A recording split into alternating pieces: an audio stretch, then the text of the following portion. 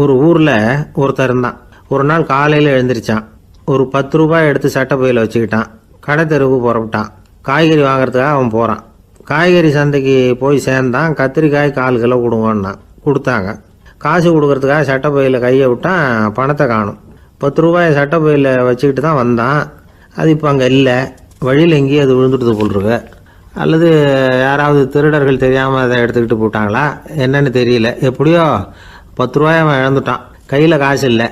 அதனால் கத்திரிக்காயை திருப்பி கொடுத்துட்டு கவலையோடு வீட்டுக்கு திரும்பி வந்தான். அதையே நினச்சிக்கிட்டு இருந்தான். அவனுக்கு துக்கம் அதிகமாக போச்சு. அழ ஆரம்பிச்சிட்டான். காய்கறிகள் வாங்கிட்டு வந்து ஆனந்தமாக சமைச்சு சாப்பிட்லாம்னு நினச்சோம். அது முடியாமல் போச்சேங்கிற கவலை அவனுக்கு. அதனால் அதை மறக்கவே முடியல. இது நடந்து கொஞ்ச நாள் ஆச்சு. அதே மனுஷன் இன்னொரு நாள் அதே மாதிரி புறப்பட்டான். பணத்தை எடுத்து பையில் வச்சுக்கிட்டான். காய்கறி சந்தையை நோக்கி போய்கிட்டு இருக்கிறான். இப்போ வழியில் ஒரு ஏழை பையனை பார்த்தான். தம்பி எங்கே போகிற அப்படின்னு கேட்டான். ஐயா பள்ளிக்கூடத்துக்கு போயிட்டுருக்கிறேன் அவன். சரி அதுக்கே எவ்வளவு கவலையோடு போயிட்டுருக்கிற அப்படின்னு விசாரித்தான் அவன். ஐயா நான் ரொம்ப ஏழை, வீட்டில் வசதி இல்லை, பரீட்சைக்கு பணம் கட்டணும், இன்றைக்கி கடைசி நாள், என்ன செய்கிறதுன்னு தெரியலன்னா. இவன் பார்த்தான். தாங்கிட்ட இருக்கிற பணத்தை எடுத்து அந்த பையன்கிட்ட கொடுத்தான். இதை வச்சுக்கோ, உடனே பணத்தை கட்டு, நல்லா படி, பரீட்சை எழுது அப்படின்னு சொல்லிவிட்டு திரும்பி வந்துட்டான். வெறுங்கையோடு திரும்பி வந்தும் வீட்டில் கேட்குறாங்க எங்கே காய்கறின்னு வழக்கம் போல் கேட்டாங்க. இவன் நடந்ததை சொன்னான். இப்போ வீட்டில் இருந்தவங்க அவங்ககிட்ட ஒரு கேள்வி கேட்டாங்க. ஏங்க இதே மாதிரி முன்னாடி ஒரு தடவை காய்கறி வாங்க போய் வெறுங்கையோடு திரும்பி வந்தீங்க, இப்போவும் வெறுங்கையோடு தான் திரும்பி வந்திருக்கிறீங்க. ஆனால் முன்னாடி வந்தப்போ வருத்தமாக இருந்தீங்க, இப்போ உங்கள் முகத்தில் வருத்தம் தெரியலையே அப்படின்னு கேட்டிருக்கிறான். அதாவது வீட்டில் இருக்கிறவங்க கேட்டாங்களாம். இப்போ அந்த மனுஷன் யோசிக்க ஆரம்பித்தானான். இந்த 2 நிகழ்வுகளுக்கு என்ன வித்தியாசம்? போன தடவை அவன் பணத்தை இழந்தான், இந்த தடவை அவன் பணத்தை இழந்திருக்கிறான். போன தடவை யாரோ திருடிட்டு போயிட்டாங்க, இந்த தடவை அவனாவே ஒரு பையன் பேரில் இறக்கப்பட்டு எடுத்து கொடுத்துருக்குறான்.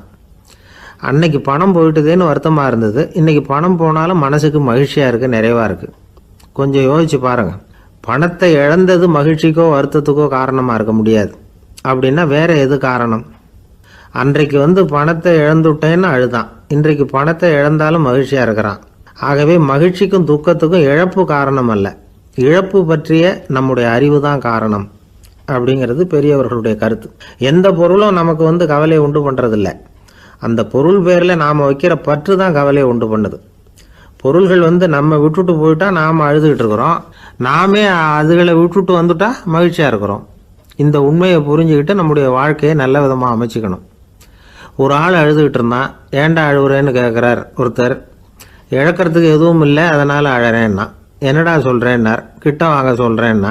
இந்த மணி பர்ஸை வேற ஒருத்தன் பாக்கெட்லேருந்து திருடினேன், அப்புறம் தான் புரிஞ்சுது அவங்ககிட்ட இழக்கிறதுக்கு எதுவும் இல்லைங்கிறது. ஆமாங்க இது காலி பர்ஸு, அதனால் இப்போ அழுதுகிட்டு இருக்கிறேன், திருடியும் பிரயோஜனம் இல்லை அப்படின்னு சொல்லிவிட்டு அழுதானா. இப்பெல்லாம் நம்ம ஊரில் மாமியார் மருமகள் ஒருத்தர் நல்லா புரிஞ்சுக்கிட்டு நல்ல விதமாக தான் இருக்கிறாங்க பல இடத்துல.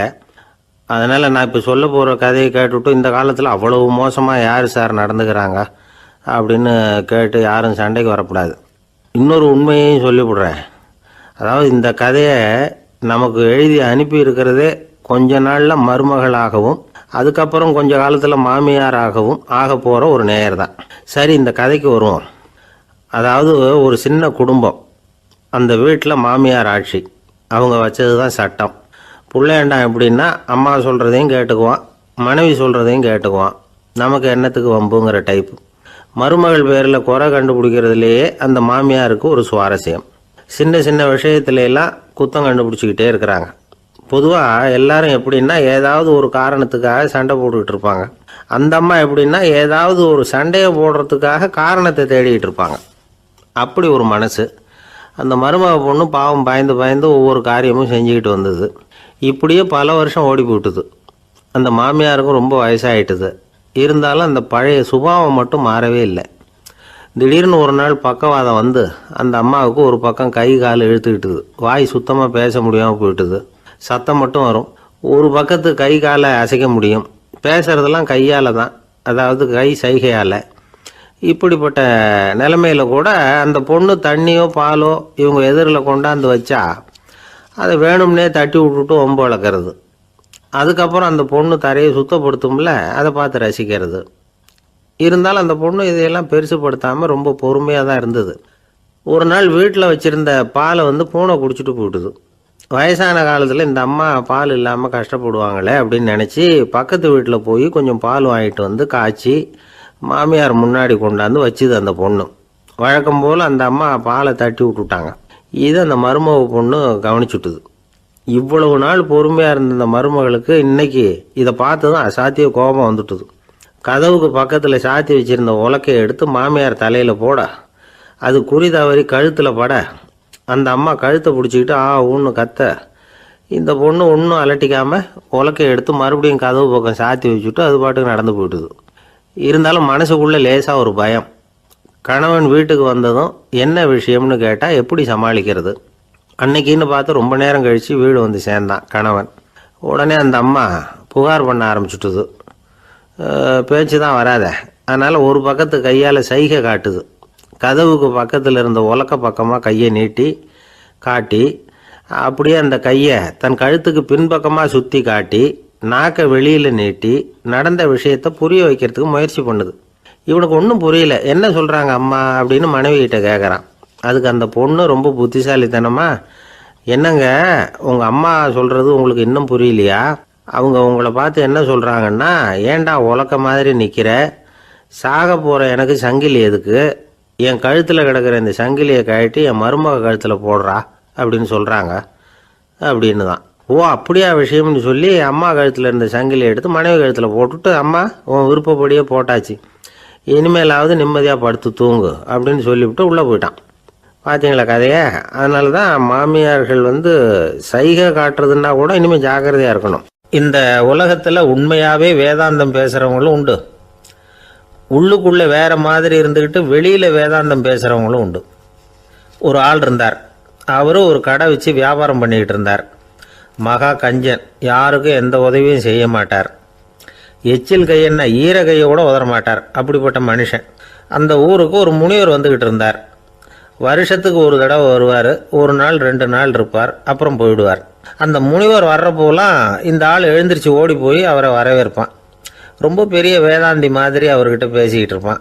காயமே இது பொய், வெறும் காற்றடைத்த பையும்மா, தர்மம் தலைகாக்கும்மா, பணம் என்ன சார் பணம், இன்னைக்கு ஒருத்தன் கையில் இருக்கும், நாளைக்கு ஒருத்தன் கையில் இருக்கும், எல்லாம் மாயம், எனக்கு தான் இன்னமும் இந்த சம்சார பந்தத்திலிருந்து விடுபடுறதுக்கு நேரம் வரலேம்மா. அந்த முனிவரும் இந்த ஆள் இப்படி சொல்கிறத கேட்ட உடனே, ஏப்பா அப்படி சொல்கிற, இப்போ கூட நீ சரின்னு சொல்லு, உனக்கு தீட்சை கொடுத்து இதிலேருந்து விடுபடுற ஞானத்தை போதிக்கிறேன் பார். உடனே அந்த ஆள் என்ன சொல்லுவான் தெரியுமா? ஐயோ சாமி, இப்போ அது எப்படிங்க முடியும், பிள்ளைங்கள்லாம் சின்ன சிறுசுங்க, அதுகளுக்கெல்லாம் ஒரு கல்யாணம் காட்சின்னு செஞ்சு கடமையை முடிச்சுட்டா நீங்கள் சொல்கிறபடி செஞ்சு விடலாமா. சரி, இன்னும் முனிவர் போயிடுவார். அடுத்த வருஷம் வருவார். இவன் வழக்கம் போல் வேதாந்தம் பேசுவான். சரி தீட்சை கொடுக்குறேன் வா அம்பார்.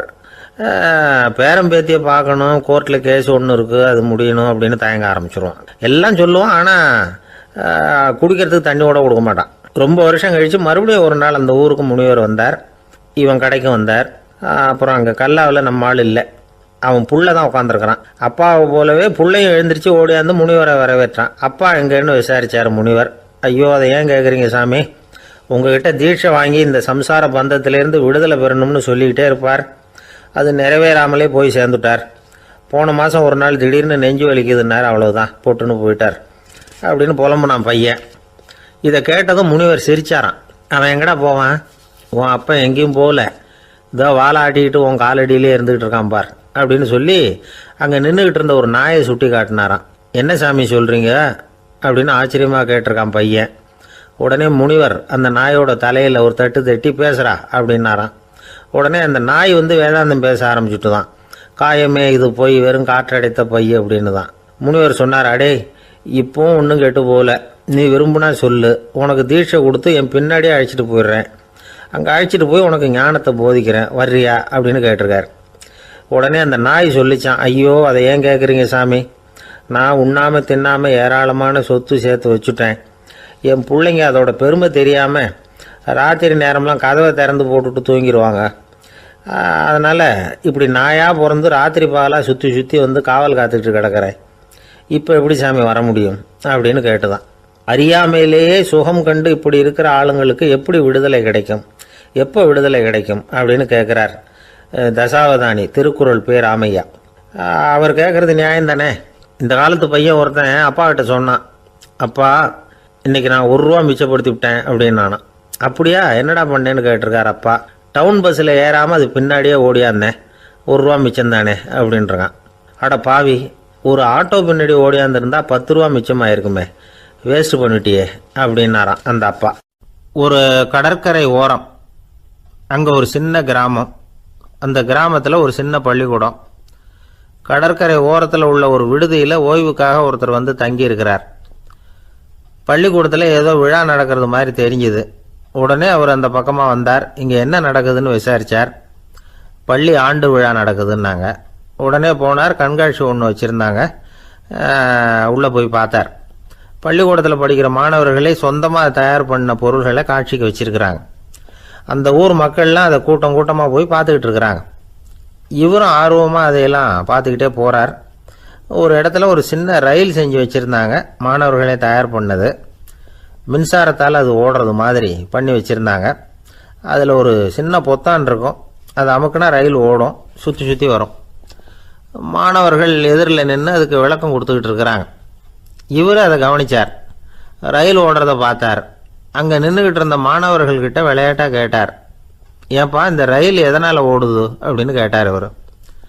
சக்தியினால் ஓடுது அப்படின்னாங்க மாணவர்கள். அது என்ன சக்தின்னு கேட்டார். அதுக்கு பேர் மின்சாரம் அப்படின்னாங்க. சரி, நீங்கள் மின்சாரத்தை பார்த்துருக்குறீங்களா அப்படின்னார்.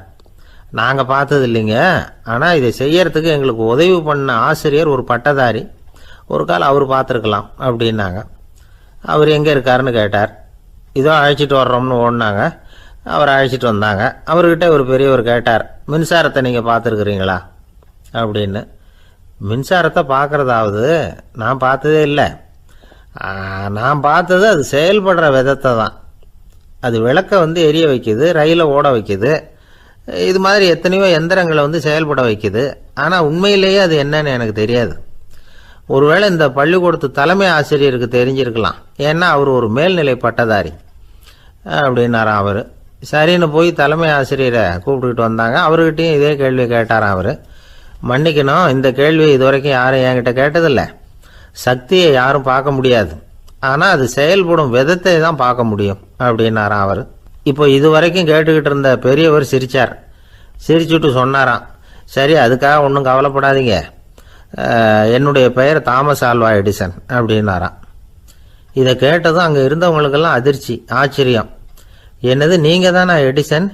நீங்கள் எவ்வளவு மின்சார கருவிகளை உண்டாக்கி இருக்கிறீங்க, நீங்களா இந்த கேள்வியை கேட்டது அப்படின்னாங்களாம். ஆமாம், நான் தான் கேட்குறேன், ஏன்னா நானே மின்சாரத்தை பார்த்தது கிடையாது அப்படின்னாராம் அவர். அன்புங்கிறது இப்படிப்பட்டது தாங்கிறார் ஓஷோ. அன்புங்கிறது நம்ம உடற்கூறு அமைப்பில் இல்லை, அது நம்ம உடம்புல உள்ள சுத்த சக்தியின் வெளிப்பாடு. அதை உணரத்தான் முடியுமே தவிர பார்க்க முடியாது. அன்பே உன்னை வந்து நான் என் இருதயத்தில் வச்சிருக்கிறேன் அப்படின்னுலாம் சொல்லுவான். இதெல்லாம் சும்மா. இது வந்து டாக்டர்கள் சொல்கிற இருதயம் கிடையாது. அது வந்து ரத்தத்தை தள்ளுகிற ஒரு கருவி, அவ்வளவுதான். ஞானிகள் சொல்லுகிற இதயம் வேற, அது கண்ணுக்கு புலப்படாத ஒரு சக்தி. என்னுடைய இதயம் ரொம்ப விசாலமானது சார் அப்படின்னார் ஒருத்தர். அப்படிங்களான்னு ரொம்ப மரியாதையா. ஆமாங்க, டாக்டர் அப்படி தான் சொல்கிறார், கொஞ்சம் வீங்கி போய் பெருசாக இருக்குதான் அப்படின்னார். ஒரே ஒரு ஊரில் ஒரு அம்மா இருந்தாங்க. அந்த அம்மாவுக்கு ஒரே ஒரு பிள்ளையாண்டான். அவனுக்கு ரொம்ப அக்கறையோடு கல்யாணம் பண்ணி வச்சாங்க. கல்யாணம் முடிஞ்சதும் மருமக பொண்ணு வீட்டுக்கு வந்து சேர்ந்தது. அப்பாடா, என் கடமை முடிஞ்சுது, இனிமேல் அக்கடான்னு எங்கேயாவது ஒரு மூலையில் படுத்து கிடக்கலாம் அப்படின்னு நினச்சாங்க அந்த அம்மா. ஆனால் நினைக்கிறபடி எங்கே நடக்குது? அதுக்கப்புறம் தான் பிரச்சனையே ஆரம்பமாச்சு. மருமகள் குணம் சரியில்லை, ஒரு மாதிரி. அந்த பொண்ணு வீட்டுக்கு வந்ததுமே முதல் வேலையாக மாமியாரை பார்த்து, அதுதான் நான் வந்துட்டேன்ல, இனிமேல் உங்களுக்கு என்ன வேலைங்க, புறப்பட வேண்டியது தானே, காசி ராமேஸ்வரம்னு எங்கேயாவது போங்கோ அப்படின்னுட்டு தான். மாமியாரை பார்த்தாங்க, கொஞ்சம் யோசனை பண்ணாங்க. இந்த பாருமா, நீ இப்படி சொல்கிறதுக்கு முன்னாடியே வீட்டை விட்டு புறப்படணுங்கிற முடிவுக்கு நான் வந்துட்டேன். வீட்டை மட்டும் இல்லை, இந்த உலகத்தை விட்டே கூட போகிறதுக்கு தயாராக இருக்கிறேன். ஆனால் ஒரே ஒரு விஷயத்துக்காக என் உயிரை கையில் பிடிச்சிக்கிட்டு இருக்கிறேன் அப்படின்னாங்களாம். என்ன விஷயம்னு கேட்டது இந்த மருமக பொண்ணு. வேறு ஒன்றும் இல்லை, என் பிள்ளைக்கு கல்யாணம் பண்ணி வச்சுட்டேன்.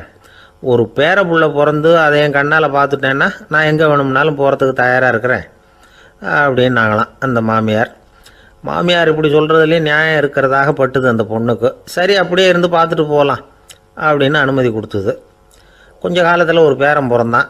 அந்த அம்மாவும் பேரனை கண்ணால் பார்த்துட்டாங்க. சரி, பேரனை பார்த்தாச்சுல்ல, இனிமேல் புறப்பட வேண்டியது தானே அப்படின்னது மருமக பொண்ணு. மாமியார் பார்த்தாங்க. நீ சொல்கிறது சரிதாம்மா, அதில் ஒன்றும் தப்பு இல்லை. என்னோட பேரன் உங்களை அம்மா அப்பான்னு கூப்பிடுறதை என் காது குளிர கேட்டுட்டு போயிடுறேனே அப்படின்னாங்களாம். சரி, அந்த ஆசையை நிறைவேறட்டும் அப்படின்னு காத்துக்கிட்டு இருந்தாங்க. பேரன் வளர்ந்தான், நடந்தான், பள்ளிக்கூடம் போனால், பெரியவனானான். மருமக பொண்ணு மறுபடியும் மாமியாரை விரட்ட ஆரம்பிச்சுட்டுது, இன்னும் புறப்படலையான்னு. இதை பாருமா, இது வரைக்கும் இருந்துட்டேன். பேரனோட கல்யாணத்தையும் கண்ணால் பார்த்தா தான் இந்த கட்டை வேகும் போல் இருக்குது அப்படின்னு சொல்லி ஒரு மாதிரியாக பேச ஆரம்பித்தாங்க. இதுவும் நியாயமான ஆசையாக தான் படுது அப்படின்னு அது யோசிச்சிருக்கு அந்த பொண்ணு. சரின்னு அதுக்கும் ஒத்துக்கிட்டது. உடனே பேரனுடைய கல்யாணமும் முடிஞ்சது ஒரு வழியாக. இனிமேல் ஒரு நொடி கூட இங்கே இருக்கக்கூடாது, புறப்படுங்க அப்படின்னு மாமியாரை விரட்டிச்சான் அந்த பொண்ணு. இப்போ அந்த மாமியார் தன்னோட மருமகளை பார்த்து சொல்கிறாங்க, இதோ கிளம்பிட்டேம்மா, என் மூட்டை முடிச்செல்லாம் கட்டிக்கிட்டேன், புறப்பட்டுவிட்டேன். அப்படியே நீயும் உன் துணிமணிகளை மூட்டை கட்டிக்கிட்டு கிளம்பிடும், என்னோட சேர்ந்து 2 பேருமா சேர்ந்து போயிடலாம் அப்படின்னாங்களாம். அந்த பொண்ணு முழிக்குது. முழிக்காதே, உனக்கும் ஒரு மருமக வந்துட்டா, இனிமேல் நீயும் ஒரு மாமியார் தானே, உனக்கும் இனிமேல் இங்கே வேலை இல்லை, புறப்படு அப்படின்னாங்களாம். அப்போ தான் அந்த பொண்ணு சிந்திக்க ஆரம்பிச்சுதான், தன்னோட தவறு புரிஞ்சுதான்.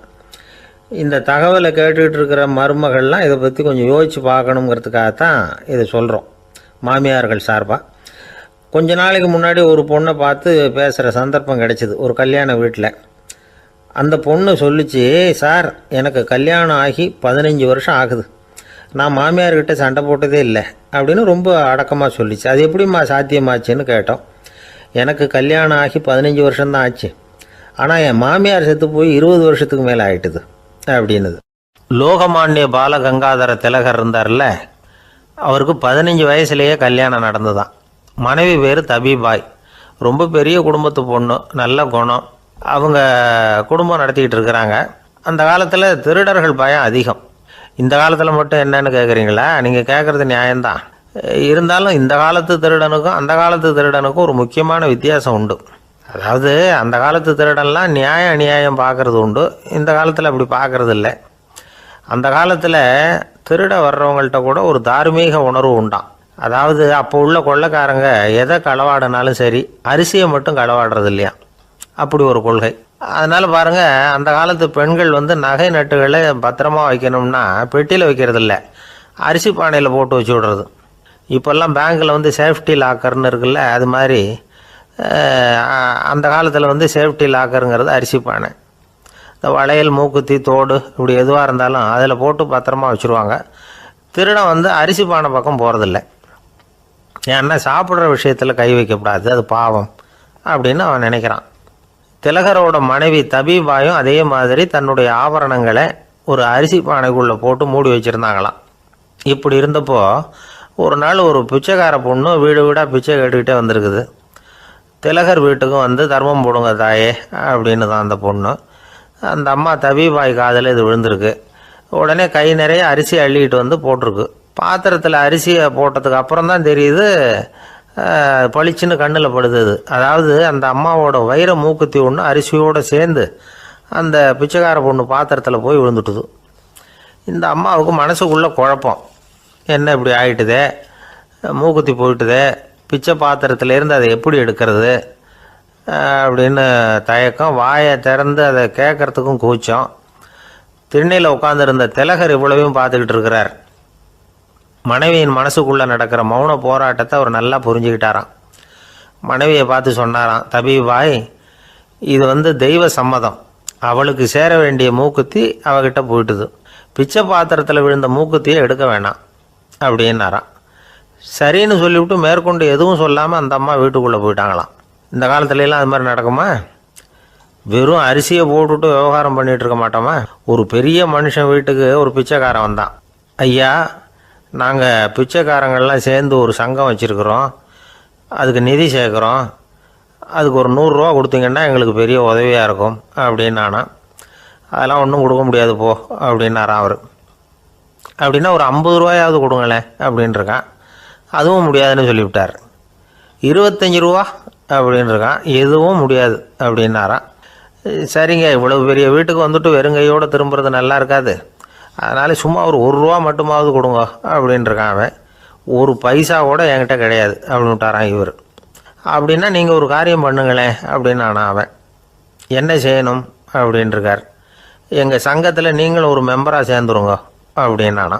காஞ்சிபுரத்தில் பல்லவ ராஜா ஒரு கோவில் கட்டினார், கைலாசநாதர் கோவில். அதுக்கு கும்பாபிஷேகம் பண்ணுறதுக்கு ஒரு நாள் குறிப்பிட்டு அதுக்கு வேண்டிய ஏற்பாடுகள்லாம் பண்ணினார். முதல் காரியமாக கடவுளை வேண்டிக்கிட்டார், நீங்கள் இந்த கும்பாபிஷேகத்துக்கு நேரில் வந்து கலந்துக்கணும்னார். கடவுள் அந்த ராஜா கனவுல வந்தார். நீ கும்பாபிஷேகம் வச்சிருக்கிற அதே நாளில் அதே நேரத்தில் எனக்கு இன்னொரு ஊரில் ஒரு கும்பாபிஷேகம் இருக்குது, அதுக்கு போக வேண்டியிருக்கு. அதாவது திருநின்ற ஊரில் என்னுடைய பக்தர் ஒருத்தர், அவரும் ஒரு கோயில் கட்டி கும்பாபிஷேகம் செய்கிறார், நான் அதுக்கு போக வேண்டியிருக்கு, அதனால் உன்னுடைய தேதியை நீ மாற்றி வச்சுக்கோ அப்படின்னார். கடவுள் தான் எங்கேயும் இருக்கிறவராச்சே, அவர் நினச்சா 2 இடத்துலையும் இருந்து கோயில் கும்பாபிஷேகத்தை நடத்த முடியாதா? ஏன் அப்படி செய்யலை? அது ஒரு முக்கியமான காரணத்துக்காக தான். திருநின்ற ஊரில் இருந்த பூசலாருங்கிற அந்த அடியாரின் பெருமையை இந்த உலகத்துக்கு எடுத்து காட்டணுங்கிறதுக்காகத்தான் கடவுள் அந்த ராஜா கிட்ட அப்படி சொன்னார். சரி, அந்த அடியார் அப்படி என்னதான் பெருசாக கோயில் கட்டி விட்டார்? ராஜா கட்டின கோயிலை விட பெருசா? அவர் கட்டினது கருங்கல்லாலேயோ மண்ணாலேயோ மரத்தாலேயோ இல்லை. அவர் கட்டின கோயில் வேறு மாதிரி. அது மனசால கட்டின கோயில், மனசுக்குள்ளே இருக்கிற கோவில், மனக்கோவில். அந்த அடியார் தன்னோட மனசுக்குள்ளே மாதக்கணக்காக ஒவ்வொரு கல்லாக சேர்த்து கட்டின கோவில். இந்த விஷயம் ராஜாவுக்கு தெரியாது. அவர் என்ன நினச்சுட்டாரு, அது நாம் கட்டின கற்கோயிலை விட ரொம்ப பெருசாக இருக்கும் போல இருக்கு அப்படின்னு நினச்சிட்டார். சரி, அப்பேற்பட்ட அந்த கோயிலை தரிசனம் பண்ணிவிட்டு வருவோம் அப்படின்னு நினச்சி ராஜா திருநின்ற ஊருக்கு போகிறார். அங்கே போய் பார்த்தா கோயிலையும் காணும், ஒன்றையும் காணும். கடைசியில் பூசலார் கட்டின மனக்கோவில் தான் அதுங்கிறத அவர் புரிஞ்சுக்கிறார். உடனே அந்த அடியாரின் காலில் விழுந்து வணங்குறார். அவரோ, இது மனசால முயன்ற கோவில், இதுக்கு இத்தனை பெருமையா அப்படின்னு ஆச்சரியப்படுறார். இதில் ஆச்சரியப்படுறதுக்கு ஒன்றும் இல்லை.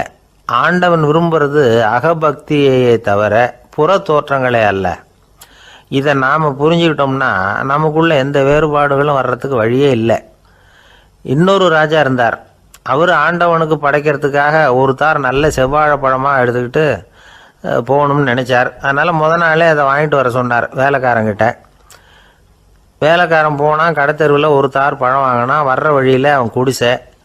அப்படியே எட்டி பார்த்துட்டு போவோமேன்னு நினச்சான். போனான். அங்கே இவனோட குழந்தை பாவம் பசியால் கத்திக்கிட்டு இருக்கு. இவன் பார்த்தான், இவ்வளவு பெரிய தாரில் ஒரு 2 பழம் எடுத்தா தெரியவா போகுது அப்படின்னு நினச்சி ஒரு 2 பழத்தை பிச்சு அந்த குழந்தைகிட்ட கொடுத்தான். அது அதை வாங்கி வயிறார சாப்பிட்டுது. பசி அடங்குச்சு, விளையாட போயிட்டுது. இவன் அதுக்கப்புறம் வாழைப்பழத்தை எடுத்துக்கிட்டு அரண்மனைக்கு வந்தான். 2 பழம் பிச்சிருக்கிறது ராஜாவுக்கு தெரிஞ்சு போச்சு. இவன் உண்மையை சொல்லிவிட்டான். உடனே ராஜா, கடவுளுக்கு படைக்க வேண்டிய பொருளை குழந்தை எச்சில் பண்ண விட்டுருக்கியே அப்படின்னு சொல்லி அவனை கட்டி வச்சு சாட்டையால் அடித்தார் பாவம். மறுநாள் பழத்தை கோயிலுக்கு எடுத்துகிட்டு போனார். கடவுள் முன்னாடி வச்சார். கடவுள் கண்ணை திறந்து பார்த்தார், பழம்லாம் அழுகி இருக்குது. என்ன இது அழுகி போன பழம் அப்படின்னார். ராஜா முழிச்சார். நல்லா தானே இருந்தது அப்படின்னு நினச்சார்.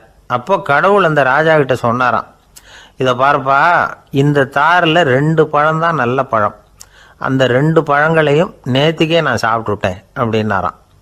அப்போ தான் ராஜாவுக்கு புரிஞ்சுது, ஏழை குழந்தையின் பசியை தீர்க்கறதுக்காக உதவுன அந்த 2 பழம்தான் இறைவன் சாப்பிட்ட பழம்னு. இறைவன் இருக்கிற இடம் எது? இதுதான். ஒரு ஊரில் ஒரு மன்னர் இருந்தார். புத்தி கூர்மை உள்ள ஒரு மன்னர். பொதுவாக மன்னர்களுக்கு சந்தேகம் வந்தால் சபையில் உள்ள சான்றோர்கள்கிட்ட கேட்டு தெரிஞ்சுக்கிறது தானே வழக்கம். ஆனால் இங்கே அப்படி இல்லை. மற்றவங்களுக்கு சந்தேகம் வந்தால் மன்னர்கிட்ட கேட்டு தெரிஞ்சுக்குவாங்க. அது மாதிரி கேட்டு தெரிஞ்சுக்கிறதுக்காக ஒரு பெரியவர் ஒரு நாள் வந்தார். அவர் கையில் 3 பொம்மைகள் வச்சுருந்தார். 3 ஒரே மாதிரி பொம்மைகள், கொஞ்சம் கூட வித்தியாசம் தெரியல. ஏது இந்த பொம்மைன்னு கேட்டார் மன்னர். எனக்கு வேண்டியப்பட்ட ஒருத்தங்கிட்ட இருந்து இதை வாங்கிட்டு வந்திருக்கிறேன், நான் தான் அவன்கிட்ட இந்த பொம்மையை செஞ்சு கொடுக்கும்படியா கேட்டுக்கிட்டேன். அவன் ரொம்ப புத்திசாலி, அவன் தான் இதை செஞ்சு கொடுத்தான். ஆனால் அதில் ஒரு சிக்கல் அப்படின்னார். என்ன பிரச்சனைன்னு கேட்டிருக்காரு இவர். நான் அவன்கிட்ட கேட்டது 3 விதமான பொம்மைகளாக இருக்கணும்னு கேட்டேன். அவன் என்னடான்னா 3 ஒரே மாதிரியாக செஞ்சு கொடுத்துட்டான் அப்படின்னார். அவங்ககிட்டயே கேட்கறது தானே அப்படின்ட்டுருக்காரு இவர். கேட்டேன், அவன் என்ன சொல்கிறான்னா, இது 3 ஒரே மாதிரி பொம்மை கிடையாது, 3 விதம், ஒன்றுக்கு ஒன்று வித்தியாசம் இருக்குது. இந்த 3 பொம்மையும் 3 விதமான நண்பர்களுக்கு உதாரணங்கள் அப்படின்னு சொல்கிறான். எனக்கு ஒன்றும் புரியல, அதுதான் உங்ககிட்ட வந்தேன் அப்படின்னார். சரி, அந்த பொம்மைகளை இப்படி கொடுங்கோ அப்படின்னு வாங்கினார் மன்னர். எடுத்துக்கிட்டு உள்ளே போனார். கொஞ்ச நேரம் கழித்து வெளியில் வந்தார். அதுக்கப்புறம் சொன்னார், இதை பாருப்பா, அவன் சொன்னது சரிதான், 3 விதம்தான். இது இருக்குதே முதல் பொம்மை, இது உத்தமமான நண்பனுக்கு உதாரணம். இந்த 2வது பொம்மை இது மத்தியமமான நண்பனுக்கு உதாரணம். அந்த 3வது பொம்மை இருக்குதே அது மோசமான நண்பனுக்கு உதாரணம். இதை செஞ்சவன் உண்மையிலேயே பெரிய அறிவாளி தான் அப்படின்னாராம். வந்தவருக்கு ஒன்றும் புரியல. பார்த்தா ஒன்றும் வித்தியாசம் தெரியலையே அப்படின்னு அவன் குழம்பி போய் நிற்கிறான்.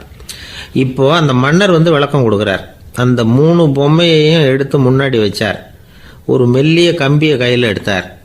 அந்த முதல் பொம்மை காதில் விட்டார். கொஞ்ச தூரம் உள்ளே போய் அப்படியே நின்றுட்டுது அந்த கம்பி. அப்புறம் 2வது பொம்மை காதில் அந்த கம்பியை விட்டார். அந்த கம்பி என்னாச்சுன்னா அப்படியே அது வாய் வழியாக வெளில வந்தது. 3வது பொம்மை காதில் கம்பியை செலுத்தினார். அது நேராக இன்னொரு காது வழியாக வெளியில் வந்தது. இப்போ இந்த முதல் வகை இருக்குதே, அது மாதிரியான நண்பர்கள் எப்படி தெரியுமா? நம்ம கஷ்டத்தை அவங்கக்கிட்ட சொன்னால் பேசாமல் கேட்டுக்குவாங்க. வெளியில் அதை யாருக்கிட்டையும் சொல்லிகிட்டு இருக்க மாட்டாங்க. வெளியில் தெரியாமல் நமக்கு உதவி பண்ணுவாங்க. செஞ்சுட்டு அதை நான் தான் செஞ்சேன்னு சொல்லிகிட்டு இருக்க மாட்டாங்க. அதுதான் கம்பி ஒரு காது வழியாக போய் உள்ளே நின்றுட்டுது. 2வது பொம்மையில் கம்பி என்னாச்சு, ஒரு காது வழியாக போய் வாய் வழியாக வெளியில் வருது. இது மாதிரியான நண்பர்கள்கிட்ட நாம் கஷ்டத்தை சொன்னால் அதை அவங்க 4 பேர்கிட்ட போய் சொல்லி நமக்காக உதவி கேட்பாங்க. நமக்குன்னு கேட்டு வாங்கி அதை நம்மகிட்ட கொண்டுகிட்டு கொடுப்பாங்க. இவங்க மத்தியமமான நண்பர்கள். 3வது பொம்மையில் ஒரு காது வழியாக செலுத்துகிற கம்பி இன்னொரு காது வழியாக வெளியில் வந்துடுது.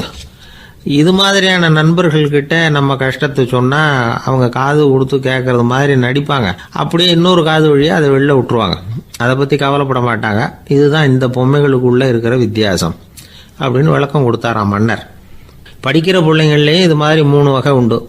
சில பேர் காதால் வாங்கி மனசில் வச்சுக்குவான். சில பேர் காதால் வாங்கி பேனாவால் எழுதி விடுவான். சில பேர் ஒரு காதால் வாங்கி இன்னொரு காதால் வெளியில் விட்டுருவான். ஒரு பையன் வகுப்பில் ஆசிரியர் பாடம் நடத்தும் பொழுது தலையை வேகமாக ஆட்டி ஆட்டி கேட்பானான். ஏன்டா இப்படி தலையை இப்படி ஆட்டுற அப்படின்னு கேட்டிருக்கான் பக்கத்தில் இருந்தவன். தலையை ஆட்டினா தாண்டா ஒரு காது வழியாக உள்ளே போகிறது, இன்னொரு காது வழியாக வெளியில் வேகமாக வெளில போகும் அப்படின்னானா அந்த பையன். இந்த உலகத்தில் மனுஷன் எவ்வளவோ தவறுகள் செய்கிறான். அதுக்கெல்லாம் என்ன காரணம்? அதை பற்றின ஆராய்ச்சி தான் இன்றைக்கி. இதுக்கு ஆராய்ச்சி என்னத்துக்கு, அது தெரிஞ்ச விஷயம் தானே அப்படின்னு நீங்கள் நினைக்கலாம். ஆனால் அப்படி அலட்சியமாக இந்த விஷயத்தை விட்டுறக்கூடாது. பொதுவாக எல்லோரும் நினைக்கலாம் எது சரி எது தவறு அப்படின்னு தெரியாததுனால தான் மனுஷன் தப்பு பண்ணுறான் அப்படின்னு. ஆனால் அப்படி சொல்லிட முடியாது. மனுஷன் தெரிஞ்சே தான் தவறுகள் பண்ணுறான். இப்போ உதாரணத்துக்கு ஒரு சாலையில் இடது பக்கம் போக வேண்டிய ஒருத்தர் நடுக்கோட்டை தாண்டி வலது பக்கமாக வண்டியை ஓட்டிகிட்டு போகிறாருன்னு வச்சுங்க. என்னப்பா இது தப்பு இல்லையா அப்படின்னு அவர்கிட்ட கேட்டால், அதெல்லாம் எனக்கு தெரியும், நீ உன் வேலையை பார்த்துட்டு போ அப்படிம்பார். வலது பக்கமாக போகிறது தப்புன்னு தெரிஞ்சே தான் அவர் அப்படி செய்கிறார், அப்படி போகிறார். பெரிய உத்தியோகத்தில் இருக்கிறவங்க கூட லஞ்சம் வாங்குறாங்க. அவங்களுக்கெல்லாம் லஞ்சம் வாங்குறது தப்புன்னு தெரியலன்னு அர்த்தம். திருடுறது தப்புன்னு தெரியாமலாம் மனுஷன் திருடுறான். நல்லாவே தெரியும். நீங்கள் வேணும்னா கேட்டு பாருங்கள், வேறு வழி இல்லை அதனால தான் திருடுறேன்பா. திருடுறது ஒரு புண்ணியமான காரியம்னு திருடனே கூட சொல்ல மாட்டான். திருடுறது தவறுங்கிறது திருடனுக்கு தெரியும் அப்படிங்கிறத விளக்கிறதுக்காக ஒரு பெரியவர் ஒரு கதை சொன்னார். அதாவது 2 திருடர்கள் 2 பேரும் சேர்ந்து ஒரு வீட்டுக்கு போய் ஒரு 10,000 ரூபாயை திருடிட்டு வந்துடுறாங்க. ஒரு காட்டு வழியாக வந்துக்கிட்டு இருக்கிறாங்க. இன்னும் விடியல. 2 பேருக்கும் தூக்கம் கண்ணை சுற்றுது. சரி, இப்படியே ஒரு மரத்தடியில் படுத்து தூங்குவோம், காலையில் விடிஞ்சதும் இந்த பணத்தை 2 பேரும் பங்கு போட்டுக்குவோம் அப்படின்னு முடிவு பண்ணுறாங்க. அதே மாதிரி படுத்து தூங்குறாங்க. நடு ராத்திரியில் ஒரு திருடன் முழிச்சிக்கிறான். விடிகிற வரைக்கும் காத்துக்கிட்டு இருந்தால் 5,000 ரூபா தான் கிடைக்கும், இப்போவே கம்பி நீட்டினா 10,000 ரூபா கிடைக்கும் அப்படின்னு யோசித்து பார்த்துட்டு ஒரு முடிவுக்கு வந்தான்.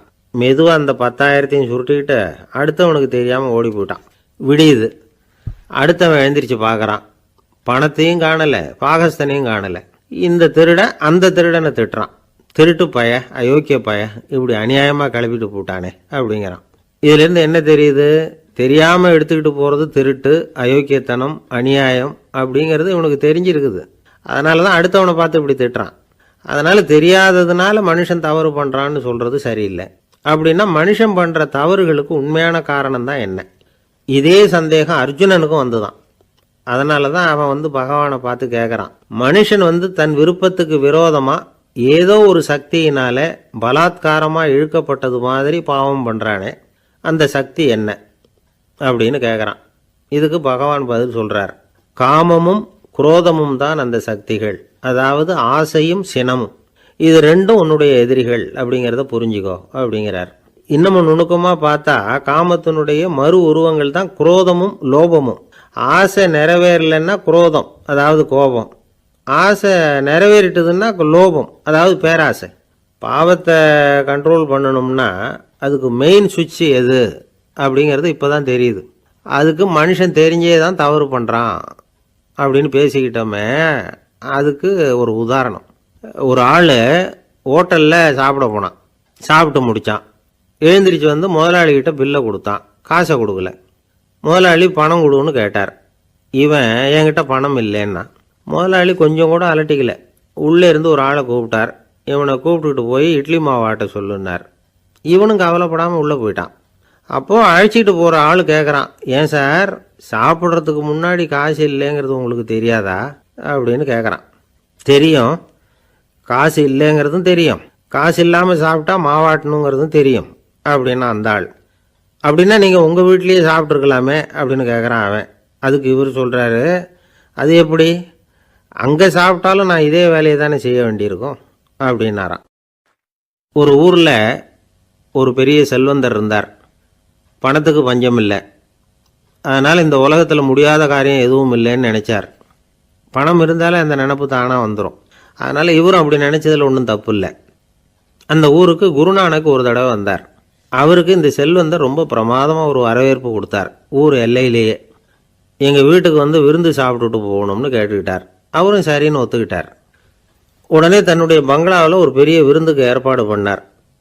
குருநானக்கை அழைச்சிட்டு வீட்டுக்கு போனார், உட்கார வச்சார். ஐயா, நான் இந்த ஊர்லேயே ரொம்ப பெரிய வசதி உள்ளவன், என்னால் எல்லாம் முடியும், உங்களுக்காக நான் என்ன செய்யணும்னு சொல்லுங்கள், எதுவாக இருந்தாலும் பரவாயில்ல, எவ்வளவு செலவானாலும் பரவாயில்ல, என்னால் செய்ய முடியும், என்ன செய்யணும்னு சொல்லுங்கள், அது போதும், நான் செய்கிறேன் அப்படின்னு நான் ரொம்ப பணிவா. இதை கேட்டதும் குருநானக் சிந்திச்சார் கொஞ்ச நேரம். அதுக்கப்புறம் தன்னோட சட்டை பைக்குள்ளே கையை விட்டு ஒரு பழைய ஊசி ஒன்று எடுத்தார். அந்த செல்வந்தர்கிட்ட கொடுத்தார். இதை பாருங்கள், இவ்வளவு தூரம் நீங்கள் கேட்கறதுனால சொல்கிறேன், எனக்கு நீங்கள் செய்ய வேண்டிய உதவி இதுதான்னார். ஊசியை கையில் வாங்கிக்கிட்டு இதை என்ன செய்யணும்னு சொல்லுங்க அப்படின்னார் அவர். நீங்கள் செய்ய வேண்டியது என்னென்னா, இந்த ஊசியை பத்திரமா வச்சிருக்கணும். நாம் 2 பேரும் இறந்து போனதுக்கு பின்னாடி இன்னொரு உலகத்தில் நாம் சந்திக்கக்கூடிய வாய்ப்பு இருக்குது. அப்போ இந்த ஊசியை என்கிட்ட கொண்டாந்து கொடுக்கணும். இதுதான் நீங்கள் எனக்காக செய்ய வேண்டிய உதவி அப்படின்னார் குருநானக் லேசாக சிரிச்சுக்கிட்டே. இதை கேட்ட உடனே இந்த பெரியவர் முழிக்க ஆரம்பிச்சிட்டார். அது எப்படிங்க, நான் சாகிறப்ப எப்படி இந்த ஊசியை எடுத்துக்கிட்டு இன்னொரு உலகத்துக்கு வர முடியும்னார். ஊசி மாதிரி ஒரு சின்ன பொருளை கூட இந்த உலகத்தை விட்டு நாம் போகிறப்ப எடுத்துகிட்டு போக முடியாதுங்கிறப்போ உங்களோட செல்வத்தையெல்லாம் எப்படி அங்கே எடுத்துகிட்டு வர போகிறீங்க அப்படின்னு கேட்டார் குருநானக். அதுக்கப்புறம் தான் அந்த பெரியவர் யோசிக்க ஆரம்பித்தாராம். குருநானக் சொல்கிறார், இதை பாருங்கள், நாம் செய்கிற நல்லது கெட்டது தான் கடைசி வரைக்கும் நம்ம கூட இருக்கும். அடுத்தவங்க நல்லா இருக்கணுங்கிறதுக்காக பொருளை செலவு செய்யணும், அப்படி செய்யலைன்னா எந்த பிரயோஜனமும் இல்லை அப்படின்னார். அதுக்கப்புறம் தான் அந்த செல்வந்தரின் அறிவு கண் திறந்து தான். உடனே குருநானக்கை வணங்கினார். ஐயா, என்கிட்ட இருந்த ஆணவம் போயிட்டுது, இனிமேல் என்கிட்ட இருக்கிற செல்வத்தை நல்ல வழியில் செலவழிப்பேன் அப்படின்னாராம். நம்மக்கிட்ட இருக்கிற பணம் எப்பவும் நம்ம கூடவே வந்துக்கிட்டு இருக்காதுங்கிறதுக்கு இது ஒரு உதாரணம். அதுக்காக நாம் பணம் சேர்க்கறத பற்றி கவலைப்பட வேண்டியதில்லை, பேசாமல் படுத்து தூங்கிக்கிட்டு இருந்தால் போதும் அப்படின்னு இதுக்கு அர்த்தம் பண்ணிக்கக்கூடாது. முறையான வழியில் பணம் சேர்க்கணும், அதை முறையான வழியில் செலவு பண்ணணும். அதனால் ஏற்படக்கூடிய மன நிறைவு இருக்குது பாருங்கள், அது அனுபவித்தவங்களுக்கு தான் தெரியும். சொர்க்கத்துக்கு போகிறவங்க இங்கேருந்து பணத்தை எடுத்துகிட்டு போக முடியாது, ஆனால் நம்ம செல்வத்தை இங்கே மற்றவங்களுக்கு பயன்பட செய்து அதனால் ஏற்படுற புண்ணியம் இருக்குது பாருங்கள், அதை எடுத்துகிட்டு போக முடியுமா. இதுதான் ஆன்மீகவாதிகள்லாம் சொல்கிற கருத்து. ஜான் நியூட்டன் ஒருத்தர், அவர் சொன்னார், நான் எப்போவாவது சொர்க்கத்துக்கு போய் சேர்ந்தேன்னா அங்கே 3 அதிசயங்களை பார்ப்பேன்னார். என்னன்னு கேட்டாங்க. நான் யார் யார் இருக்க மாட்டாங்கன்னு நினச்சிக்கிட்டு இருந்தானோ அவங்களில் சில பேர் அங்கே இருப்பாங்க, அது ஒரு பெரிய அதிசயம்னார். சரி, அடுத்தது என்ன? 2வது அதிசயம் என்னன்னா, அங்கே இருப்பாங்கன்னு நான் எதிர்பார்த்த சில பேர் அங்கே இருக்க மாட்டாங்க அப்படின்னார். சரி, 3வது பெரிய ஆச்சரியம் என்ன அப்படின்னா, நான் அங்கே இருக்க பாருங்க, அதுதான் அந்த மூணாவது அதிசயம் அப்படின்னாராம். இன்பம் துன்பம் இது ரெண்டும் சேர்ந்தது தான் வாழ்க்கை. இது எல்லாரும் சொல்லிகிட்டு இருக்கிற ஒரு உண்மை. அது சரி, இது ரெண்டும் வர்றதுக்கு என்ன காரணம்? துறவி ஒருத்தர் யோசித்து பார்த்துருக்கார். இன்ப துன்பம் தோன்றுவதற்கு முக்கியமாக 6 காரணங்கள் உண்டு அப்படிங்கிறார் அவர். அது என்னங்கிறத நாமளும் தெரிஞ்சு வச்சுக்குவோமே. இப்போ முதல் காரணம் சுயநலம். ஒரு தாயார் தன்னுடைய சுயநலம் கருதி தன்னுடைய மகன் இன்பமாக இருக்கணும்னு ஆசைப்படுறாங்க. மகனும் அப்படியே ஆசைப்படுறான். அதனால் தாயாரின் இன்ப துன்பங்களை பார்த்துட்டு மகனும் இன்ப துன்பம் அடையிறான். அந்த அம்மாவுக்கும் அதே நிலைமை தான். 2வது காரணம் உறவு. நான் துறவியான பிறகு கூட உறவுங்கிற காரணத்தினால தான் தாயாருடைய சுக துக்கங்களை கண்டு நானும் சுக துக்கம் அடைகிறேன். என் தாயாருடைய நிலைமையும் இதுதான் அப்படிங்கிறார் ஒரு துறவி. 3வது காரணம் என்னென்னா அறிமுகம். எனக்கு அறிமுகமான ஒருத்தரை ரயில் நிலையத்தில் சந்திக்கிறேன். அவர் தன்னுடைய பணப்பையை எங்கேயோ தொலைச்சி விட்டு வருத்தப்பட்டுக்கிட்டு இருக்கிறார். நானும் வருத்தப்படுறேன். அந்த சமயத்தில் யாரோ ஒருத்தர் இதுதானே அவங்க பணப்பை அப்படின்னு சொல்லி கொண்டாந்து நீட்டுறார். பணப்பையை தொலைச்சவர் சந்தோஷப்படுறார், நானும் சந்தோஷப்படுறேன். இது அந்த துறவி சொல்கிற அனுபவம். 4வது காரணம் என்னென்னா கருணை. எனக்கு முன்னே பின்னே தெரியாத ஒருத்தனை யாரோ ஒருத்தன் அடித்து காயப்படுத்தி போடுறான். கருணை காரணமாக நான் அதுக்காக துக்கப்படுறேன். 5வது காரணம் எதையும் நம்புறது. ஒரு பசுமாட்டை ஒரு முரணை அடிச்சுக்கிட்டு இருக்கிறான் அப்படின்னு ஒருத்தர் நம்மகிட்ட சொல்கிறாருன்னு வைங்க, உடனே நான் துக்கப்படுறேன். இன்னொருத்தர் அந்த முரணனை போலீஸ்காரங்க பிடிச்சிட்டு போயிட்டாங்கன்னு சொல்கிறாரு. நான் உடனே சந்தோஷப்படுறேன். 3வதாக ஒருத்தர் முதல் 2 பேரும் சொன்னது பொய்யுங்கிறார். அப்போ நான் இன்ப துன்பம் ரெண்டுமே இல்லாமல் நிம்மதியாக இருக்கிறேன். இது ஒரு விதம். அடுத்தது 6வது காரணம் என்னென்னா தன்மயமாகுதல். ஒரு நாவல் படிச்சுக்கிட்டு இருக்கிறோம். அதில் வர்ற பாத்திரங்களோடு நாம் ஒன்றி போயிடுறோம். அதில் வர்ற பாத்திரங்கள் சிரிச்சுதுன்னா நாமளும் சிரிக்கிறோம், அது அழுதுன்னா நாமளும் அழறோம். அதெல்லாம் அந்த துறவி சொல்கிற அனுபவ உண்மைகள். இன்ப துன்பம் இது ரெண்டும் தோன்றுவதற்கு சுயநலம், உறவு, அறிமுகம், கருணை, எதையும் நம்புறது, தன்மயமாகிறது, இது எல்லாம் தான் முக்கிய காரணம் அப்படின்னு அவர் சொல்கிறார். ஆக கூடி ஒட்டு மொத்தமாக யோசனை பண்ணி பார்த்தா பிற பொருள்கள் மீது பற்றுதல் காரணமாக தான் நாம் இன்ப துன்பம் அடைகிறோம் அப்படிங்கிறத புரிஞ்சிக்க முடியுது. மனுஷன் இன்ப துன்பம் அடையிறதுக்கு 7வது காரணம் கூட ஒன்று உண்டு அப்படின்னு சொல்லிகிட்டே வந்தார் ஒருத்தர். அது என்ன அப்படின்னு கேட்டோம். அதுதான் சார் இந்த நீங்கள் சொல்லிட்டு வர்ற இன்று ஒரு தகவல்னார். எப்படி சொல்கிறீங்கன்னு கேட்டோம். இன்று ஒரு தகவல் கேட்க ஆரம்பிக்கிறப்போ மனசில் இன்பம், ஆரம்பித்த உடனே இது ஏற்கனவே கேட்ட சமாச்சாரமாச்சே அப்படின்னு நினைக்கிறப்போ துன்பம் அப்படின்னு அதுக்கு ஒரு விளக்கம் கொடுத்தார் அவர். வயிறு பசிக்குதேங்கிறது சிலரோட கவலை, வயிறு பசிக்க மாட்டேங்குதே அப்படிங்கிறது சில பேரோட கவலை. 2 விதமான கவலைக்கும் வயிறு தான் காரணமாக இருக்குது. வயிறு பசிச்சதுன்னா அது இயற்கை, வயிறு பசிக்கலைன்னா அது வியாதி. ஆனால் பசியையும் நாம் பசிப்பிணி அப்படின்னு தான் சொல்லுவோம். என்ன காரணம்? வியாதியை போக்க வேண்டியது எவ்வளவு முக்கியமோ அதை விட முக்கியம் பசியை போக்க வேண்டியது. ஒரு சமுதாயத்தில் பசிப்பிணியே இருக்கக்கூடாது, அதுதான் நல்ல சமுதாயம். பசியை போக்கணும்னா சாப்பாடு போடணும், பசியின்மையை போக்கணும்னா வைத்தியம்தான் பண்ணணும். இது சம்பந்தமாக எவ்வளவோ ஆராய்ச்சிகள் நடக்குது, நிறைய மருந்து கண்டுபிடிச்சிருக்கிறாங்க. நம்ம உடம்புல பசியை தூண்டக்கூடிய பகுதி எது, இதை முதல்ல தெரிஞ்சுக்கணும் இல்லையா? நாம் சாப்பிட்ற ஆகாரம் செரிக்கிறதுக்கு எது காரணம் தெரியுமா? நம்ம மூளையோட பின்பகுதி தான் அதுக்கு காரணமாக இருக்குதாம். மூளையின் பின்பகுதியில் நரம்பு செல்களால் ஆன 2 வகையான ஆரக்சின்கள் தான் பசியை உண்டாகுது அப்படின்னு கண்டுபிடிச்சிருக்கிறாங்க. 2 ஆய்வாளர்கள் இதை கண்டுபிடிச்சிருக்காங்க. அவங்க 2 பேரும் டெக்சாஸ் பல்கலைக்கழகத்தில் ஹார்வர்டு ஹக்ஸ் மருத்துவ கல்வி நிலையத்தில் பணிபுரிகிறவங்களாம். உண்பது தேவைங்கிறது உணரப்படும் போது மூளையின் அந்த குறிப்பிட்ட பகுதி ஆரக்சின் அப்படிங்கிற ஹார்மோன்களை சுரக்கும். அது பசி உணர்வை தூண்டும் அப்படிங்கிறது தான் அந்த ஆய்வாளர்களின் கண்டுபிடிப்பு. இந்த ஆரக்சின் வேறு சில உயிரினங்கள்லேயும் உண்டு. இப்போ எலிகளில் கூட இது இருக்குது. அதனால் எலிகளை வச்சு இது சம்பந்தமாக ஆராய்ச்சி பண்ணாங்க. எலிகள் உடம்பில் ஆரக்சினை செலுத்தி பார்த்தாங்க. உடனே என்னாச்சு தெரியுமா? அந்த எலியெல்லாம் பசியால் துடிக்க ஆரம்பிச்சுட்டுது. எதையாவது தின்னு பசியை தீர்த்தா போதுங்கிற அளவுக்கு அந்த எலிகள்லாம் அல்லாட ஆரம்பிச்சுட்டுது. இயல்பாக சாதாரணமாக அந்த எலிகள் எவ்வளவு சாப்பிடுமோ அது மாதிரி 8 முதல் 10 மடங்கு அதிகமான ஆகாரத்தை 1 மணி நேரத்துக்குள்ளே சாப்பிட்டு தீர்த்துட்டு தான். சில எலிகளின் மூளையில் இந்த ஆரக்சின் அளவை கட்டுப்படுத்தி பார்த்துருக்குறாங்க. உடனே என்னாச்சு தெரியுமா, அதெல்லாம் சாப்பாட்டை கண்டா முகத்தை திருப்பிட்டு போக ஆரம்பிச்சுட்டு தான். அந்த எலிகளுக்கு பசி எடுக்கலையா.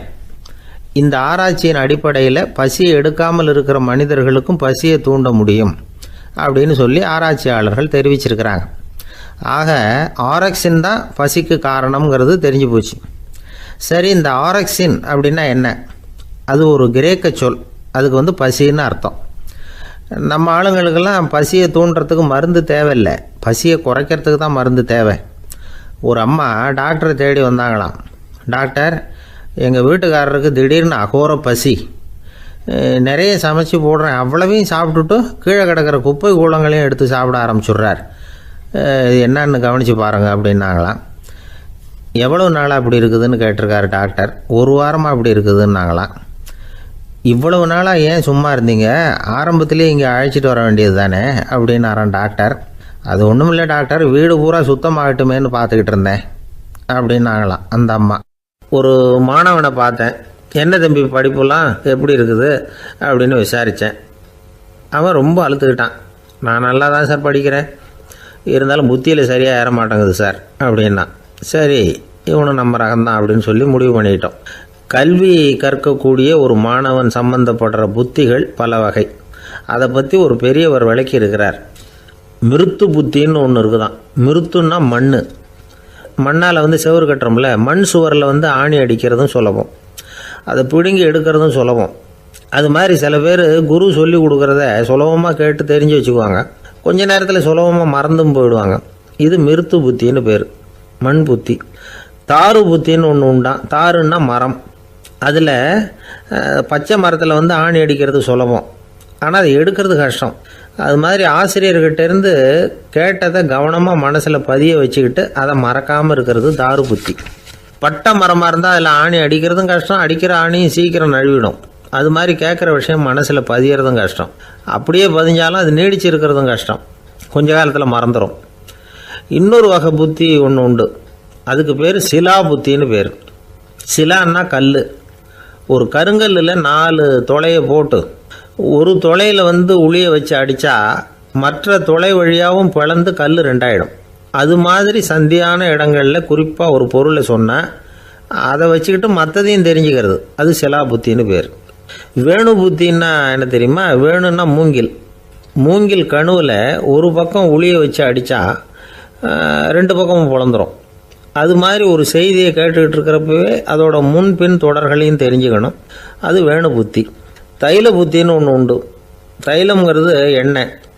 தண்ணியில் ஒரு துளி எண்ணெயை விட்டால் அது தண்ணி பூரா பரவி போடுதில்ல, அது இப்படி பரவுறது மாதிரி ஆசிரியர் சுருக்கமாக ஒரு கருத்தை சொன்னால் அதை வச்சுக்கிட்டு பூரா விஷயங்களையும் தெரிஞ்சுக்கணும், அது தைல புத்தி. கற்பூர புத்தின்னு ஒன்று கேள்விப்பட்டிருக்கோம். அது எப்படின்னா, கற்பூரம் தீ பட்ட உடனே பிடிச்சிக்கும். ஆசிரியர் சொன்ன உடனே நுண்ணறிவோட பாடங்களை புரிஞ்சுக்கிறது இந்த வகை புத்தி. கரி புத்தின்னு ஒன்று.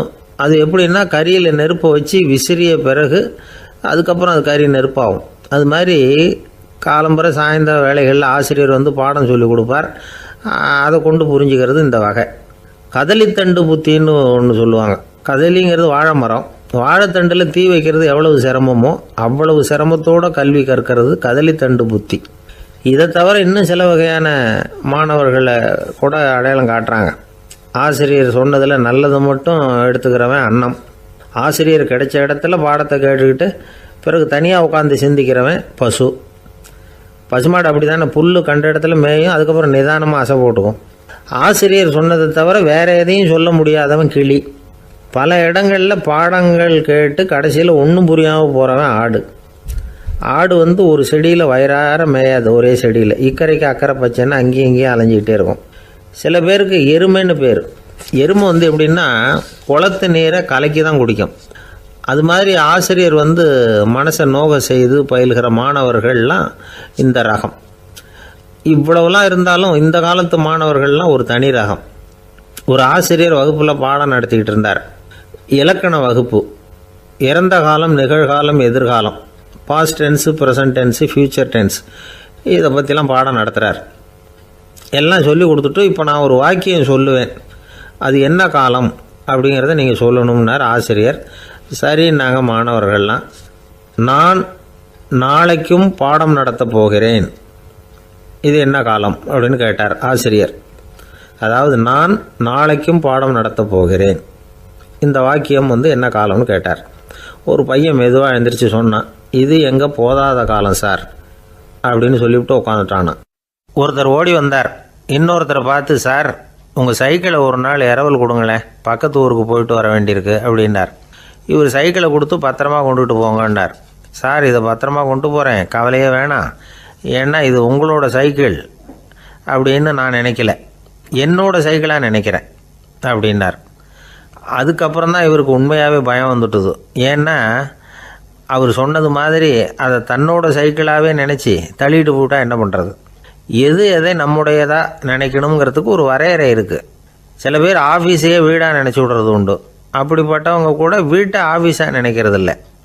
ஏன்னா வீட்டில் இவர் ஆஃபீஸராக நடந்துக்க முடியறதில்ல. இதெல்லாம் ஒரு பக்கம் இருக்கட்டும், இப்போ விஷயத்துக்கு வருவோம். பொறியியல் மேதை டாக்டர் விஸ்வேஸ்வரய்யா இருந்தார் இல்லையா, பாரத ரத்னா விருதெல்லாம் கொடுத்தாங்களே. ஆஃபீஸ் வேலை வேறு, சொந்த வேலை வேறு அப்படிங்கிறதுக்கு ஒரு உதாரணமாக இருந்தவர் அவர். மைசூர் மகாராஜா கிட்ட திவானாக இருந்தார். அவர் ஒரு நாள் அரசாங்க வேலை காரணமாக வெளியூர் போயிருந்தார்.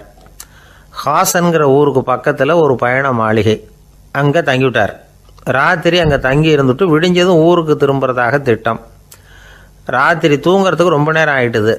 ரொம்ப நேரம் வரைக்கும் அரசாங்க சம்பந்தப்பட்ட வேலைகளையே பார்த்துக்கிட்டு இருக்கிறார். அரசாங்க ஃபைல்கள் நிறைய இருந்தது. அதையெல்லாம் ஒவ்வொன்றா எடுத்தார், படித்து பார்த்தார், பரிசீலனை பண்ணார். அதில் எழுத வேண்டியதை எழுதினார், கையெழுத்து போட்டார். ஒரு வழியாக அந்த வேலையெல்லாம் முடிஞ்சுது. அதுக்கப்புறம் என்ன பண்ணார்னா, தன்னுடைய சூட்கேஸை திறந்தார். அதிலிருந்து 2 மெழுகுவத்தியை எடுத்து கொளுத்தி வச்சார். அந்த பயண மாளிகையில் அது வரைக்கும் எரிஞ்சிக்கிட்டு இருந்த மின்சார விளக்குகளை அணைச்சிட்டார். அதுக்கு பிறகு அந்த மெழுகுவத்தி வெளிச்சத்தில் சில புத்தகங்களை தொடர்ந்து படிக்க ஆரம்பிச்சிட்டார். அந்த பயண மாளிகையில் பணியாளராக இருந்தவர் இதை பார்த்துட்டு ஓடி வந்தார். மறுபடியும் மின் விளக்கு போடுறதுக்காக போனார். விஸ்வேஸ்வரய்யா அதை பார்த்துட்டு போட வேணாம்ட்டாராம். இது வரைக்கும் நான் அரசாங்க அலுவல்களை கவனிச்சிக்கிட்டு இருந்தேன், அதனால் மின் விளக்குகள் அப்போ எரிஞ்சதில் தப்பு இல்லை. இப்போ நான் புத்தகம் படிச்சுக்கிட்டு இருக்கேன், இது என்னுடைய சொந்த வேலை, இங்கே இருக்கிற மின் விளக்கு அதுக்காக ஏன் எரியணும் அப்படின்னு கேட்டாராம். இப்போ இருக்கிற சில அரசு பணியாளர்கள்கிட்ட இந்த சம்பவத்தை பேச்சோட பேச்சாக சொல்லி பார்த்தேன். அவங்களால இதை ஜீரணிக்கவே முடியல. நேர்மை தேவை தான் சார், அதுக்காக அவ்வளவு தூரத்துக்கு அது தேவையா அப்படிங்கிறாங்க. விஸ்வேஸ்வரய்யா அப்படி பண்ணினது தான் ஒரு நேர்மையாளர் அப்படின்னு இந்த உலகத்துக்கு நிரூபிக்கணுங்கிறதுக்காக இல்லை. தான் அப்படி நடந்து காட்டினா தன்னை சுற்றி இருக்கிறவங்களும் அதை கேள்விப்படுறவங்களும் முடிஞ்ச அளவுக்கு பொது வாழ்க்கையில், அரசு பணியில் நேர்மையை கடைபிடிக்க முயற்சி பண்ணலாமே அப்படிங்கிறதுக்காகத்தான். இப்போவும் சில பேர் இருக்கிறாங்க, இவங்க ஆஃபீஸ் வேறு வீடு வேறேன்னு நினைக்கிறதில்ல, அவ்வளோ உரிமை. ஒருத்தர் அப்படி தான், அவருக்கு அவசரமாக 5000 ரூபா தேவைப்பட்டது. ஆஃபீஸு பணத்தை எடுத்துக்கிட்டார். அந்த நேரம் பார்த்து ஆடிட் வந்துட்டுது, ஆப்பிட்டுக்கிட்டார். விசாரணை நடக்குது.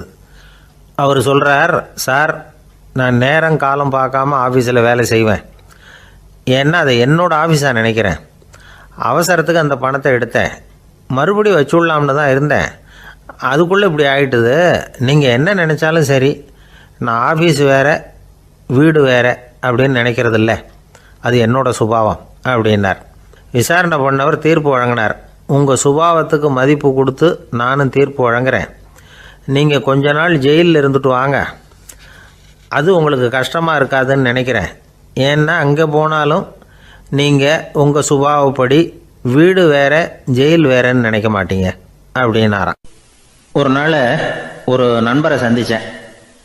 உங்கள் வீடு எதுன்னு உங்களுக்கு தெரியுமா சார்ன்னு. அவர் என்னை ஒரு மாதிரியாக பார்த்தார். அப்புறம் சொன்னார், தெரியும் அப்படின்னாரு. சரி, உங்கள் தொலைபேசி எண் உங்களுக்கு தெரியுமான்னு. அதுவும் தெரியும்னார்.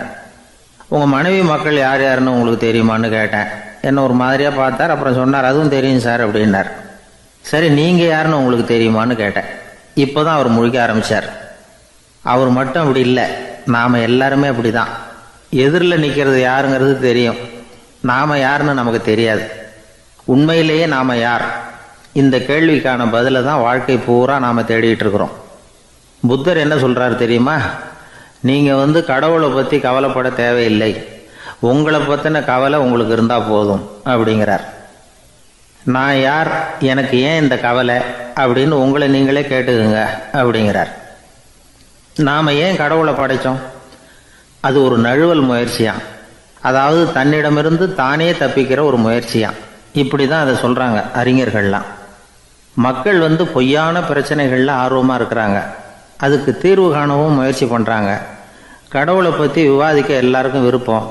தன்னுடைய சுயம் பற்றிய பிரஜையே இருக்கிறதில்ல. ஆகக்கூடிய விஷயம் என்னென்னா, கடவுள் சமாளிப்புக்கு பயன்படுத்தப்படுகிறார். மனவியல் என்ன சொல்லுது தெரியுமா? கடவுள், சொர்க்கம், மறுபிறவி இதை பற்றிலாம் பேச ஆரம்பிக்கிறவங்க யார் தெரியுமா? போருக்கு போகிறவன், துன்பத்தில் சிக்கி கஷ்டப்படுறவன், நோய் படுக்கையில் விழுந்தவன், இவங்க தான். நாம் அனுபவத்திலே பார்க்குறோமே இதையெல்லாம். கடவுளை துணைக்கு கூப்பிடுறவங்க யாருன்னு கவனித்து பாருங்கள். பரீட்சை எழுத போகிறவன், வேலை தேடி அலையிறவன், பண நெருக்கடியில் இருக்கிறவன், விபத்தில் சிக்கிக்கிட்டவன், இவங்கெல்லாம் தான். தேர்வில் வெற்றி பெற்றதும் அவரை துணைக்கு கூப்பிடுறதில்ல, வேலை கிடைச்சதும் அவர் துணை தேவைப்படுறதில்ல. ஏன் இப்படி? கொஞ்சம் யோசனை பண்ணி பாருங்கள். துன்பம் வருகிற போது அந்த துன்பத்தை தவிர்க்க வேண்டிய நிலையில் அதிலிருந்து நழுவி போகிறதுக்காக பிரார்த்தனை தேவைப்படுது. எல்லாம் நல்லபடியாக நடக்கிறப்போ பிரார்த்தனை செய்கிறதில்ல. புத்தருடைய வழி என்ன தெரியுமா? அந்த வழியில் கடவுளும் கிடையாது, பிரார்த்தனையும் கிடையாது. புத்தர் செய்தது இதைத்தான். அதாவது கடவுள்கிட்ட இருந்து மனிதனையும், மனிதன்கிட்ட இருந்து கடவுளையும் அவர் விடுவித்தார். புத்த மதம் என்ன சொல்லுது தெரியுமா? கடவுள் பிரச்சனை அல்ல, மனிதன்தான் உண்மையான பிரச்சனை அப்படின்னு சொல்லுது. உங்களை நீங்கள் நல்லா தெரிஞ்சுக்கிட்டா போதும், நீங்களே கடவுள் ஆயிடுவீங்க அப்படிங்கிறது தான் புத்த மதம். அதனால் நமக்கு தேவை உள்முக பயணம். நான் யார் அப்படிங்கிற கேள்வியோடு உள்ளே போகணும். அங்கே போனால் தான் தெரியும் நான் அப்படின்னு அங்கே யாருமே இல்லைங்கிறது. இதெல்லாம் புத்தர் சொல்லுகிற ஒரு தத்துவம். தத்துவம்னு சொன்னாவே நமக்கெல்லாம் அதை புரிஞ்சுக்கிறது கஷ்டம்தான். நம்ம பொறுத்த வரைக்கும் தத்துவங்கிறதுல 2 வகை உண்டு. ஒன்று தத்துவம், இன்னொன்று மகா தத்துவம். தத்துவம்னா என்ன தெரியுமா? கேட்குறவங்களுக்கு புரியக்கூடாது, அதுதான் தத்துவம்.